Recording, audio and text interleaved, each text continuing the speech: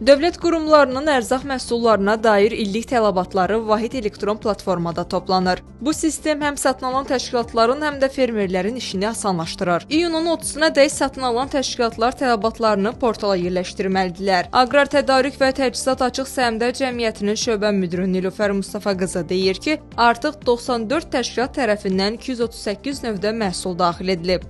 Bu həm belə deyək, satın alan təşkilatların, həm də eyni zamanda istehsalçıların, fermerlərin işini asanlaşdıran bir platformadır. Tamamilə proseslər şəffaf şəkildə həyata keçirilir.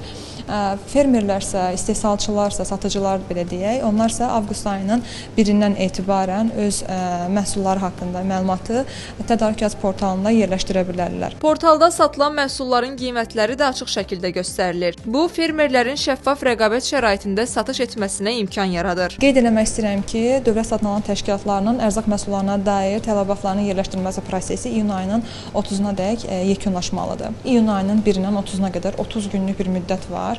Onların öz real tələbatlarını yerləşdirmələri üçün portala və ondan sonra avqustun 1-dən etibarən isə qeyd elədiyim kimi istehsalçılar və satıcılar öz məhsullarını yerləşdirirlər. Sistem bir tərəfdən dövlət qurumlarının ehtiyaclarını dəqiq müəyyən etməyə şərait yaradırsa, digər tərəfdən isə regionlarda fəaliyyət göstərən fermerlərin daha geniş bazara çıxmasına imkan verir. Ruhiyyə Balakişiyeva, Fuad Allahyarov.